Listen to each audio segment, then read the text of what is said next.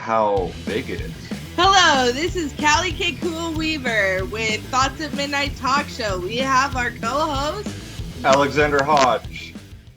Hello and welcome. Hello, mates. Welcome aboard. Man, we got a good time of season coming up. Next couple months.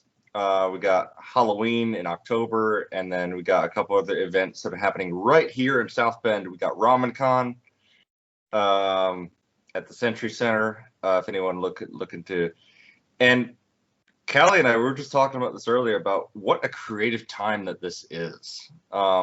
University, like Halloween's one of my favorites, and not just the candy. I like it. It's my favorite because it brings up the most creative elements of being.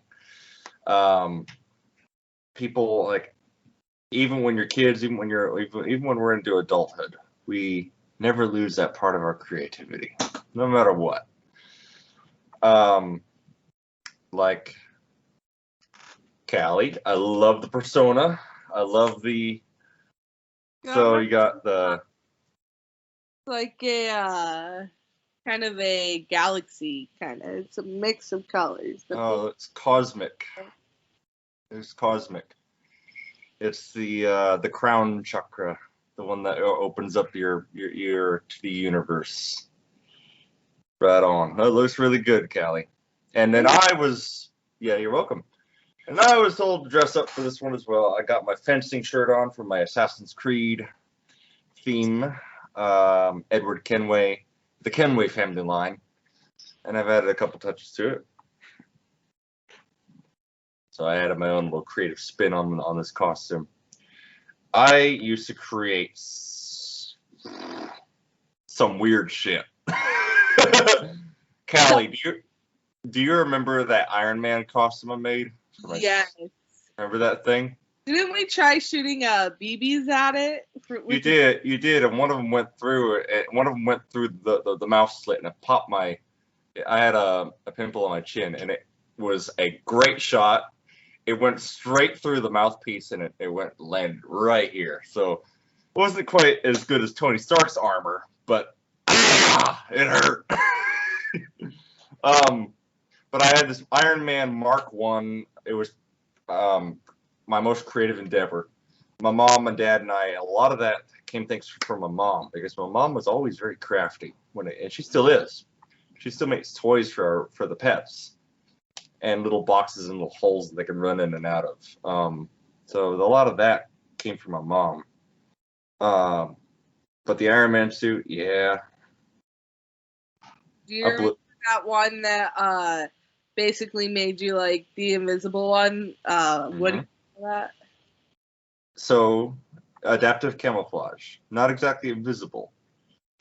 But close. It was pretty neat. That was a fun project. And it was a black shirt with a bunch of little retro-reflective cutout aluminum discs that I spotted all over the shirt.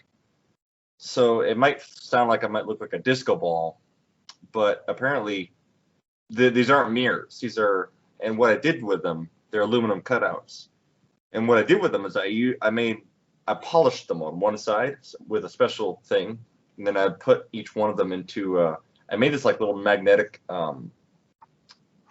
coil thing that I would slot them into and leave them in there for a certain amount of time. And I think what it did was that it widened the reflection angle.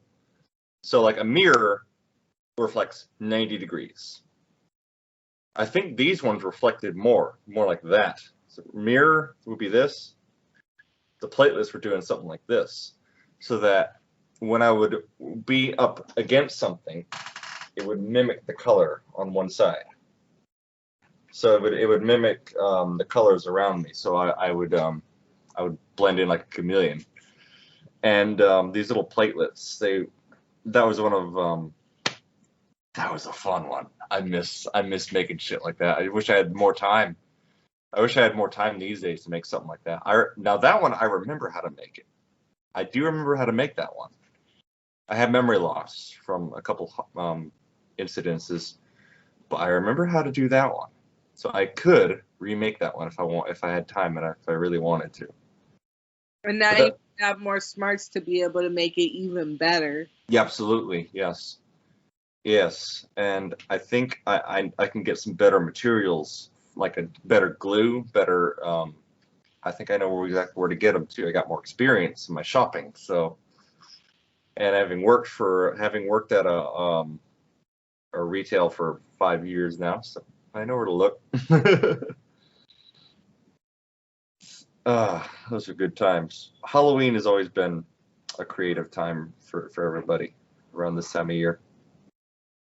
For those of you out there, and I'm still learning this RamenCon thing. I'm a little nervous, but I'm trying to gather as much intel as I can on it. So apparently, it's a convention. It's one of those dress up where you dress up in costume, and they have different events there, like games stuff. But I didn't know. Well, RamenCon is like comic book. We got one for comic books. We got one for superheroes. Well, we got one for anime as well. This one's apparently an anime, or pretty much anything that you want it to be, apparently. But I had no idea how big it is and how like people have their own panels up there. Like they have their own YouTube. They can promote their YouTube channels, which I wish we could do it this year, but we're gonna miss this one. Next year, we're gonna try and see if we can get a panel on RamenCon, one of these conventions, because we could promote this. We can promote what we're doing. Apparently, you can do that at this thing. It kind of reminded me of because Bauer Soft Water used to do this at the Berrien County Youth Fair. We used to have our own panel up for that business. After today. But I didn't realize how big this thing was. So I get out a lot, but I'm always open to learning and open to new things. So I mean, I get out enough as it is, but it's going to be another one of those things where I'm going to learn a lot about what people do. It's cultural, very cultural. Anime. There's been a huge interest in anime too these days. It exploded. I mean, since like early 2000s. Like, how long has it been around? Because Callie, you're kind of into that a little bit, aren't you? Yeah, I have two shows particularly that I watch, which is Inuyasha and Rosario Vampire. Oh, okay. Those are my two favorites. Rosario Vampire. Mm-hmm. I'm gonna look that up later on. I'm not gonna remember the name as when we get off here, but remind me of what it was. I'll look it up. One of the ones that I always used to be into was Kiki's Delivery Service. I remember Kiki's Delivery Service. I love watching that one. I used to watch that over and over again. And then Castle in the Sky was the other one. I forget the director's name or the studio. What was it again? Do you know? I can't remember. I'll look it up later. But my mom would used to ask me like, "Why are you watching this? He seems kind of like a girly kind of thing, right?" My mom was curious, like, "Oh, is he not? He's not going that way, is he?" But no, I learned a lot from that. What I found that Kiki's Delivery Service was about, it's about a young girl who is going into adulthood, and they're witches. They're witches. They fly on brooms, and they can go. Well, she has to pick a city to fly to and make it in the world on her own for the rest of her life. It's a ritual that each of them, the witch, goes through. And I don't know what cultures this is true. There are some cultures where they do that. They'll send you off. It's like a ritual. They'll send you off. They'll send a girl or the guy off to the real world. And they have to pick a city, live there independently, and learn whatever it is that they got to learn. It's kind of how it was. I think that's why a lot of immigrants really made it in the world here in America, because they would send them off here to do that. Yeah. So what I would love to see is people like us have that kind of cultural ritual where we send someone out with autism to see what, and educate them on what the real world is. I would love to see something like that. Because a lot of them are so coddled. A lot of them are so coddled. But then again, some of them aren't. I know that some like make it into group homes and stuff, and I could have been one of them. But my mom and dad, we were exposed to all kinds of fears, like early in life. I held snakes, like in we had a safari classroom. I had a snake wrapped around my neck, man. So I was exposed to that kind of stuff like early on. I drove a car at like 13 around the parking lot, so a lot of this was exposure. Even though and I'm starting to question this, if I actually have autism or not. I'm beginning to question this. I don't think I do. Because I can't relate to that. I can't relate to someone who has it that can't do this. It's weird. Callie, you reminded me, sometimes I have to kind of pull the reins back a little bit because some of them maybe physically can't. Like with the but yet I'm diagnosed with autism, and yet I was sent out like this, job hunting. My mom and dad, and I, they didn't send me out like alone. God no, I wouldn't have made it. I wouldn't have made it on my own like that. But it was through exposure. But I would love to see that where these kids, there's a lot of opportunities out there now. There's a lot of people that are typical that don't want to work. That's cherry pickings for us. That's cherry pickings for us. You know how we can negotiate on an interview? It's like, oh, put me on your team. I'll solve those problems. I'll work for you, no problem. Full time. Put me on full time, 40 hours. Boom. Nobody's wanting to work those. That's cherry pickings for us. Come on.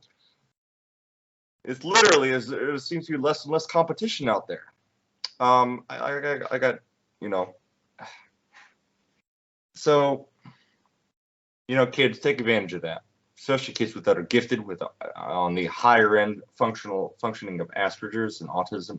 Take advantage of this time because there's a lot of opportunities floating around out there. Contrary to popular, actually, this belief seems to be getting less and less popular these days about college.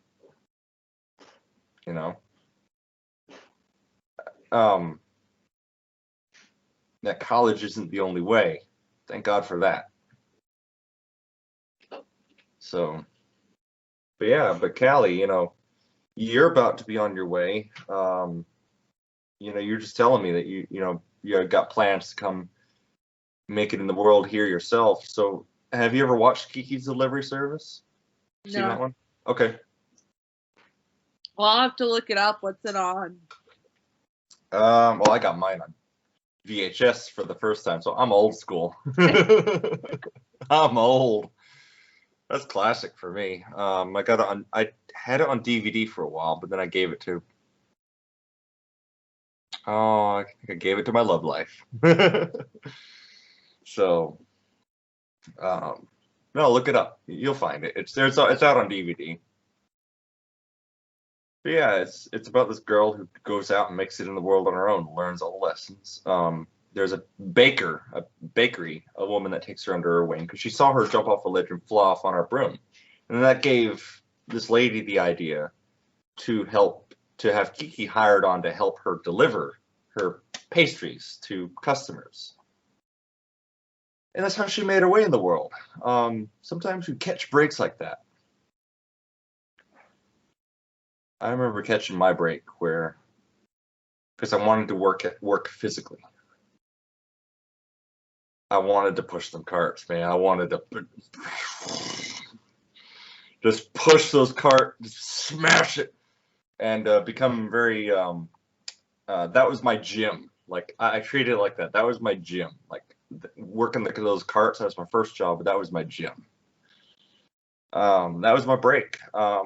Sticking with that for, like I said, there's so many opportunities out there now. There's not many people that want to do this anymore.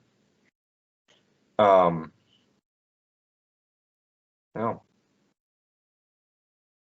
You know, I think it's time we stop, you know, lock down, stay home, stay safe, and start to get out there. Let's take advantage of those opportunities.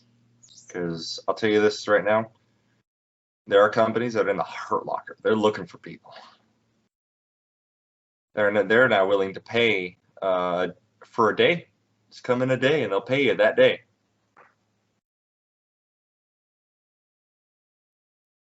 But it's such a creative. But I want to bring it back around to this time of year. It's creative time to start doing some stuff. Creatively.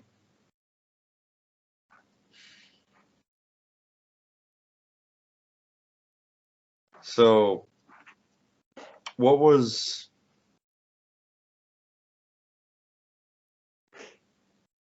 I don't know. So,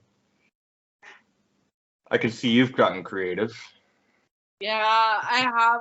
Look at this background. Look at this background. You got your Black Hat Society, rest in peace. Got all the Halloween stuff up. Beware. Beware. It's like, shut up. They're just false alarms. Oh, but we haven't said that it's false alarms in such a long time. That was a quote from the movie The Labyrinth, by the way. A creative endeavor in its own right. David Bowie and the director of that movie just let his imagination just explode onto it. Yeah. It was actually the first movie that they used CGI animation on. It was the owl. The owl was, you know, that was flying around in the beginning of the movie. That was the first CGI, computer generated animation that they ever did for a movie. That was the first one.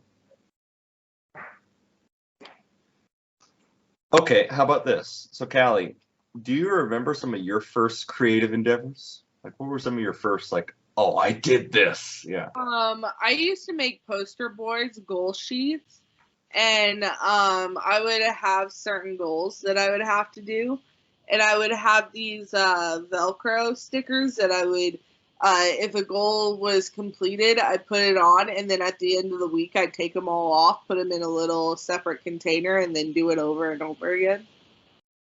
That's cool. So you created your own accountability goal setting thing. Nice. Took about 3 hours to do. Whoa. Right on. Yeah. I remember. I've also done something. My room is very small, but I was able to so I would get thumbtacks and put my blankets up and make separations in my room so that I had little areas to do this and that. Oh, nice. Callie, you just brought back a memory. I just had a flashback just now. I used to put, it was like some kind of glow-in-the-dark rolled string, long string. You could tie it to anything. Wait, yeah, you recognize it? The flashback. What? Yeah.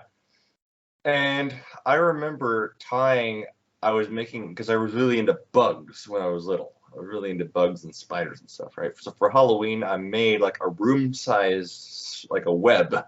And this is when I was first learning to tie things. Ah. Yeah, I used yeah. glow in the dark stars up on the ceiling, and oh yeah. I just look up and look at the stars. Yeah. Man, you remember those glow in the dark toys? Yep. But mine was like a roll up of string, and I made like a spider's web from like my bedpost to like the knob on the door and the cabinets, and I would put my rubber insects on them. And this is around Halloween, I think I did this. And God, that was so long ago. How old was I? Oh my god. Because So it was when I first learning to tie. I think I was learning how to tie my shoe at the time too. God, that was a long time. so Oh, if I can remember what I was. Oh, so I actually have a little story about glow in the dark. okay. So when I don't remember how old I was, but I had this idea. My dad used to work at Notre Dame. He doesn't work there anymore, but he used to work with students' inventions and stuff. And I had an idea: glow in the dark Legos. Well, he Oh, cool. looked them up to see if there were any, and he's like, "No, there's glow in the dark action figures. That's too Mhm. close." And literally 1 year later on TV, introducing new glow in the dark Legos. I was so mad. God damn it. Hey, beat you to it. Yeah, man. You know, though, that brings up another good point. Good advice, pointer that I want to point out is be careful who you share your ideas with, and that ties back to the biblical saying, "Don't cast pearls before swine." But just sometimes you just gotta be careful, unless like you want it to take off for someone, right? I'd only told my dad though. Right. That's probably it was already in development by the time it came out on TV, by the time you brought it up. Yeah. Sometimes things I remember things like that would happen too, where they would come out on TV. It's like, huh. Yeah, I thought about that in 2008. I actually had an idea about a Bluetooth device that you can hook into your car, so that maybe this will happen if the right person hears it, but where you can hook it into your car, and this would only work if pretty much everyone had one, where you can communicate with other drivers, but if it picked up any cuss words, it would cut it out. Oh, okay. So, like, you could say, like, "Hey, your blinker's still on," and they'd be like, "Oh, thank you," and stuff. Right. You know, it's funny because careful, someone might come up with that. I want them to. Oh, okay, cool. Like, gotcha. All right, well, if anyone hears this, you're free to do that. Absolutely. Right on, good idea. We'll make sure that Callie gets a cut of the Profit. yeah. Well, I wanted to bring this up. I wanted to share this on my screen here because adaptive camouflage costume that I made. Remember the audio descriptions. Gotcha. So this adaptive camouflage costume that I made had like these little disc like reflectors that were dotted like all over a black shirt. Well, so I'm about to share. How do I? There we go. Check this out. And it's hooked up to like electronic. It's an intelligent adaptive camouflage thing, right? This one turns green. I can see the green, and it mimics the color. Oh, that's so cool. Yeah. And when did this? I'm trying to think what date this came out. Because this is coming out very recently, right? Yeah, I actually made this. And what year? I know it was before 2016. I know, right? It was before I graduated. No, I remember. It was my junior year, 2011. Yeah, you guys are late. I came out with this in 2011, so okay. Nope, I already had the idea in 2011, huh? Alex, go to the one below that one on yeah. Ooh, that's cool. Right, that one's that one's visible though. It's easy to see that one. Cool. Right, but yeah, this is an idea for adaptive camo. But this one, I like this. This one I came up with because I wanted my costume to change colors as I move. And the inspiration for this was from actually a video game that I played called Crisis. I remember that. Yep. The nano suit. Weren't you playing Crisis 3? Nope, this is back when I first played the first Crisis, Crisis 1. Yeah, And, but wasn't Crisis 3 the one you introduced me to? 2. I think I ever introduced you to Crisis 2. Do you... Callie, I just remembered something. Do you remember that drawing I made you? Explain. Or was it you? Anyway, I drew you, and it had a message on it, like, be the best version of yourself, or something like that. It was, and I can't remember if it was you or not, or was it somebody else that I drew this for? But, I can't remember 90% of my childhood, so... Yeah. But I drew a picture of, someone, like I think it was a female figure in the nano suit, and, well-trained and, individual, high performer, and I just remember putting a quote on it. It was like, be the best version of yourself, be the best you, don't be what they're trying to turn you into, that kind of thing. It was something along those lines.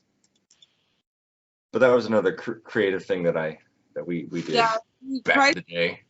The Crisis game that you introduced me to, remember when you jumped off the ledge and you just fell? It was after being in that mountain kind of thing with all the aliens. Yes. And you just fell and moved in certain positions. Yes. I remember. Right. Okay, that was Crisis 1. Okay. That was Crisis 1. That's right, because I would go like speed mode and just launch off of the cliff, and we just hours of splat. fun. And he would just splat on the bottom of it.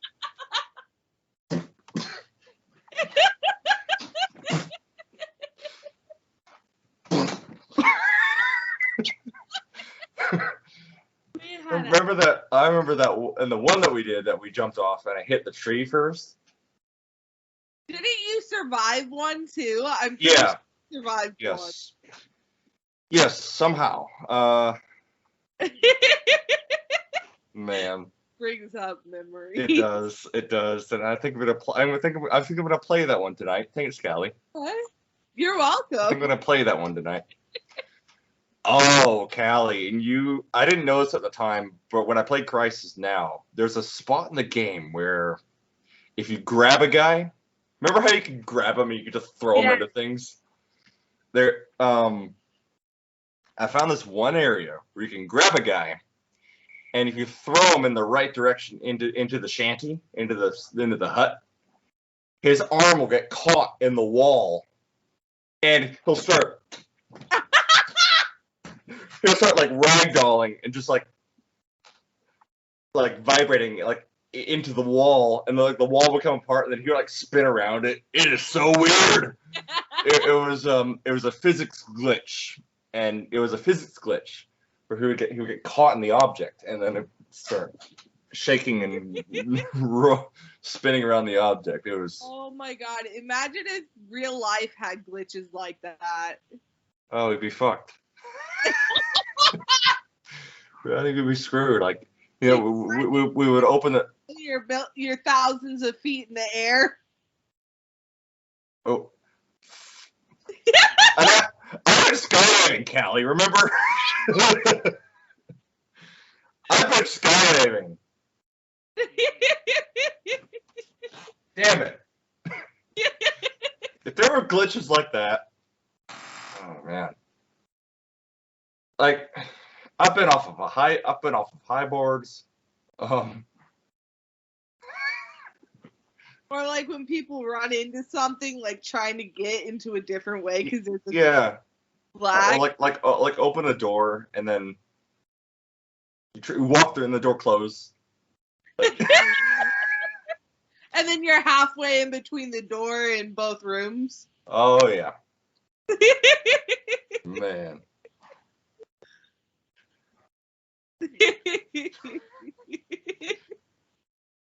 Callie, you're gonna love it when you get a PC because you can get onto Steam and you can get onto all those other stuff. Yeah, I'm I getting think a 64 gigabyte PC, so I'll be only able to download like a game at a time. 64. But I could Yeah, also get true. a, You can always get Callie. You can always get new parts. You can always or get portable storage. yeah. Well, yeah, you can always go onto Newegg. Oh, Chris showed me that. Yeah. Oh, he did. Okay, yeah, I remember Chris was gonna help you out. We'll work on some of that. Yeah. Yeah, if you check out Newegg, you can save up some money and get some new parts for your computer. Yeah. That's what's awesome about. Wait, you getting a PC or a laptop? It's a laptop. Oh, damn. Okay. Never mind. Sorry. Didn't mean to But get there your hopes are up. gaming laptops, and I could always customize it to True. gaming. Yeah, and I think you can get. There's a part in the laptop that you can switch out for a better one. But I think. And with my Mac, I agree with the Macintosh only when it comes to gaming. Yeah. PC top smack when it comes to gaming. Yeah. Every time. Yes. But Mac has its own benefits. Very safe. Very safe. The internet, Apple internet is not as infectious, of course. Of course. Yeah, that's one of the upsides of yeah. Yeah, sure. No, you, Callie. So, but hey, I'll admit, I've done it too. Who hasn't is my question. On occasion. Yeah, I think there are some people out there who have and who haven't. There's some people that haven't navigated, well, and here's kind of the sad thing too for some people. They haven't successfully navigated their sexual market value very well. Mm-hmm. Some people haven't figured that part of themselves out. There's some people that haven't, and that's good. That's okay. There's some people that they do you do you, they do them. To each his own. But I think really, like, if you explore that part about yourself, that you're more creative sexual side, including your creative side, that's where shadow work really helps too. Jungian shadow work really helps bring out the inner creative child within you that's been stuffed. Some people have never, they don't know. I can name a couple, but I'm not going to name them on this. But I know a young lady who, well, she's actually a little older than I am, actually. Speaking of which, but she just didn't successfully navigate her own SMV. Didn't really successfully navigate it very well, and kind of sad. I mean, she had some desires, let's put it that way, but she never explored them. I don't think she really allowed herself to. It's what you're taught sometimes, what you're nurtured. And there's some people that are naturally, they're just like that. They just don't navigate it. They don't really care. Like the ones that you attract. What's that? Like the ones that you attract. Unfortunately. Act for attracting those people. Unfortunately, yeah. Well, and then sometimes I attract some that are very much into it. Or that are very much into exploring it. Very much into it. What's that? Or that are hiding it, but still very much into it. Yeah, and then I somehow open the door for it to just flourish. I think I've become a very bad influence on you. Thanks, Callie. You're welcome. And I think I've become an influencer on you as well, but but in a better way than I am. Yeah, more innocent, definitely. One of the ways I wanted to get around to that, or how we influence each other, is I mentioned this, and I got you on a TikTok driving. What was that song that was on my TikTok when I was driving? It's a Black Hole by Muse. I was listening to that and I thought this would be good for put on a TikTok. So I put that on a TikTok and I had it was a footage of my driving. And I showed Callie and she was like, I love that song. She commented and I commented back, I could so imagine you doing this with your own vehicle, having a Bluetooth radio or something hooked up to it where you're just driving on it, listening to this going down the road. And you'll be really cool. Here's an idea. Somehow, like you have your own vehicle. We have our windows down. We're just driving to like the beach. I know it sounds kind of far out, a little bit far out there, a little bit dreamy, but it's totally doable. We're driving. You and Tim are in your own vehicle, and we're on our way to the beach, or something along those lines, right? Like where you're the driver. Like either one of you is able to drive. It is totally doable. Because driving is just one of those, it's common sense, really what it is. Spatial awareness and common sense. Callie, you're capable of both. You have very good spatial awareness and you know, you're pretty sensible. You know, actually a lot better than you were before as well. So yeah. Yeah. You can be a sensible person. And with driving, it's basically it. Common sense and spatial awareness and visibility. Just got to be able to always be looking where you're going. I can just see that. You listening to, what is it called? Black Hole?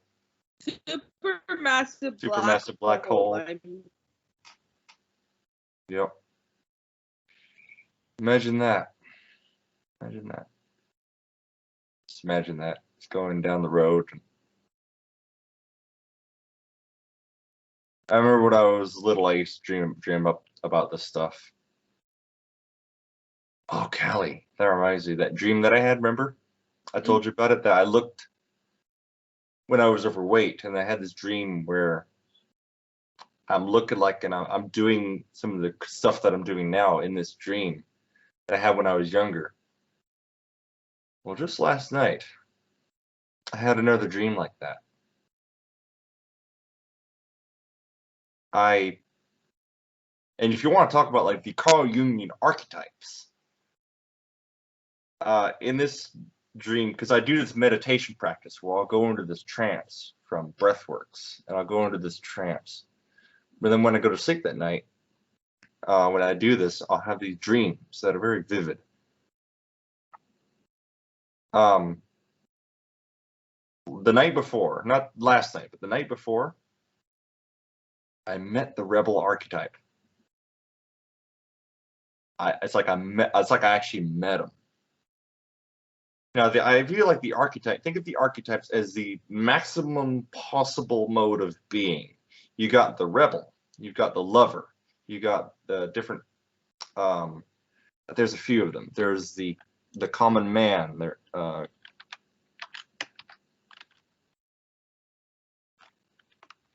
archetypes. I'm gonna look it up real quick. For those of us that are doing the audio file, I'll explain it here in a moment. But I swear, Callie, I met one of them the night before, and he was definitely the rebel archetype. I can describe to you what he looked like too. Okay. He was wearing he had like a tank top on. It was very like a jacket / tank top on, tatted up like up the arms. And he looked just the rebel, like. And I used to always say that I despise this kind of person, that kind of behavior. I really don't like the rebel archetype for some reason. Why the hell did I have a dream about it the night before? Because so what I did was I was sparring with him, like for fun. I was sparring with him. Like grapple, spar, wrestle, like, you know, whatever. I was doing some kind of like exercise with him, right? I don't remember saying anything in the dream, but and it's like I met an archetype. It's like I met some kind of angel, right? Something happened, you know. So if you delve deeper into that, I know for a long time you like despised that kind of person, the rebel, and I'm wondering if that dream may have signified like your brain trying to work out. You've been working on integrating your shadow and working on that. I wonder if that may have been your brain trying to work out what parts of you, that you're not aware is there or that you think you might be starting to be aware of. Yeah, yeah, could be because I remember Callie one time you said that you pointed out to me that I have a rebellious side to me that it can't be budged. There's a way that I go that works for me, and you can't do shit about it to change it because it's worked for me for so long. So I wonder if That's a form of rebellion that you pointed out some time ago. But I wonder if you may have been seeing that part of yourself. Your brain separates this you from the rebellious side of you. Yeah. It could be because I met it was an archetype of my own being, it seemed like, right? Exactly. Wow. But he was the rebel archetype. I'm gonna look it up real quick what the different archetypes are.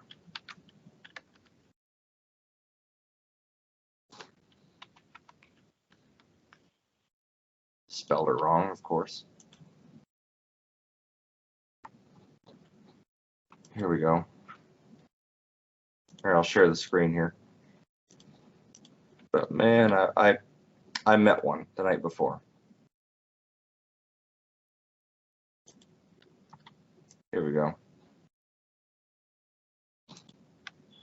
So you got the innocent, the orphan, the hero, the caregiver, the explorer, the rebel, the lover, the creator, the jester, which is the Joker, the sage, the magician, and the ruler. These are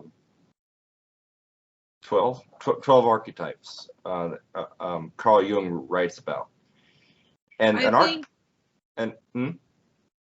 think I have a mix of the rebel, the lover, and the creator. Yeah. And the magician. So the rebel, the what? The rebel, the lover, and the magician. Magician. Okay. Yeah. Little bit of the jester, but not majorly so. No, right. Yeah. I wonder what mine are, because I'm pretty sure at this point I got the rebel within me. Yeah, you have the rebel. You also have a little bit of, actually a lot of the hero. Yep, I definitely identify with the hero for sure. Yep. The explorer, there's definitely a bit there. The creator, there's a little bit. For the sage, the truth will set you free. That's a big one. Yeah, that rings true with me. I was gonna say not so much the magician. I don't much care for magicians. Not the magician. I think definitely. You have a ruler in you too. Yeah. Oh yeah. I can definitely lead a team. And not only lead as in like bossing someone around, but I'm actually working with the team. So there's a bit of that desire for control. Kind of, yeah. But the jester, definitely not. I'm definitely not the jester. I mean, I can be, but the rebel, let's see, the orphan, the innocent, the caregiver, these ones that I don't think I quite ring true for me. But the hero, the rebel, the explorer, the ruler, sage. Yeah, and I think you've gone way past the innocent stage. Yeah. And yes, I did just wink. Oh, yeah, you know. It's like bachelor party at Alex's house. Man, as soon as I got the house, I mean, let's put it this way. I think it gave some of the ladies in that some ideas that were beyond my comfort zone, but I managed. So, but no, I met the archetype. It was like I was meeting a maximum potential within myself. God, it was like meeting an angel. Like I was I was sparring with him, and I was like, and what's really cool about this is that today we're practicing boxing today at Charter Fitness. So I'm trying to be open to my inner shadow. I'm trying to be open to the rebel within me because it's necessary. Like I need it to be able to stand up for myself. You know. Embrace it. Don't Yeah. let it control you, but embrace it. Okay, that's good advice. And then last night, I didn't do the exercise last night, so it wasn't as vivid, but I had a dream that I was at, but the night before I had like another ideal dream, like where could I go with this kind of thing. I want to bring up one more thing about on this, now that we're heading in that direction, about ideals. Another lady friend of mine from back in the day, another lady friend of mine, she told me her ideal that she wanted to model after, and she wanted to orient towards.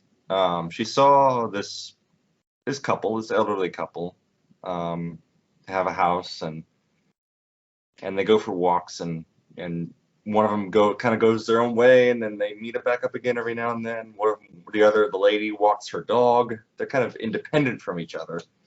Yeah, they come back around every now and then. I wonder if she had one of those dreams where it was a dream about an ideal, because she told me she wanted the house, or a house, grow old and retire in, and kind of that, couple on the bench behind the picket fence. She had that kind of ideal dream, the American dream of retirement, which I found that very interesting for someone like her to have an ideal like that. And it wasn't quite in line with my ideal, though, and it wasn't a relationship that I wanted to be in. What is your ideal? Well, like 5 years ago, I had a dream where I met the ideal. Remember? Where I was a lot thinner, and my hair was kind of down, and So your ideal. I'm where I really needed to be at that time. Like 5 years ago, 6 years ago, I had that dream. But now, it's hard to say. It's hard to say because I don't know what I want. But for two reasons, it's almost like I already have it. Or two, I don't know. I mean, I love this, like having a homestead to take care of, a yard to mow. I guess one of the guys that I model after is Pat McNamara.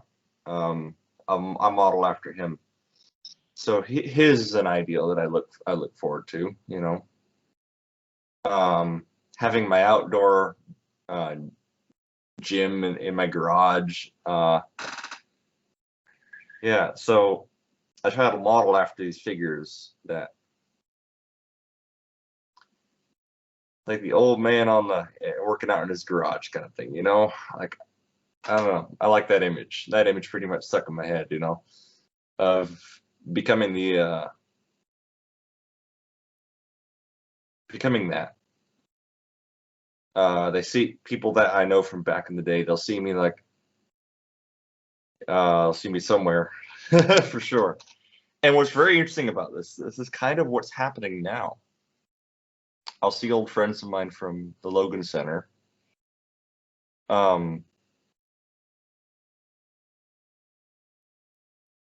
Or from school, or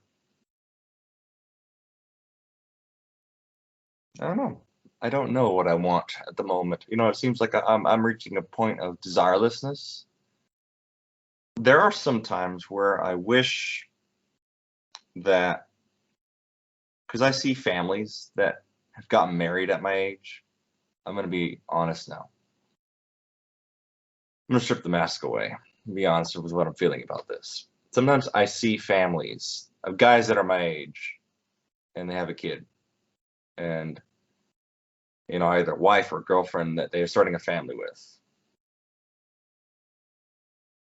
And I see that, and sometimes, but I have to dismiss it. But sometimes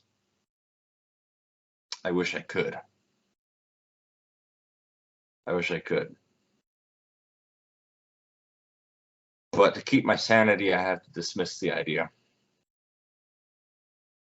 I mean, I wish I could, have, a continuation of my name through a family, like I see some of my friends from school doing now. I see people from work that have their own families. Like, fuck, I wish, maybe someday. But one of the things that I'm learning is don't let their clock dictate my game. Don't let somebody else's thing, life, their time dictate what my time is, when my time's going to come. And that's why I got my eyes on the prize. I got my eyes on what my ideal is. Sometimes I don't know what that is. But I see guys like Pat Mack. I see guys like who are fit and they're running and they're old, but yet they're still getting after it somehow. They're making the world. And I want, that's my ideal. I just like to be that old, the old geezer, the old uncle, the weird Uncle Barry. You can come talk to. Open to talk to. But so.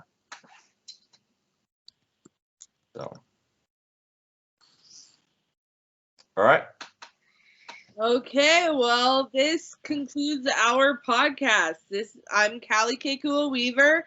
We have our co-host, Alexander Hodge. And this is Thoughts at Midnight Talk Show. Welcome, everybody. Thank you for listening to us. Don't forget to like and subscribe, and we'll talk to you later.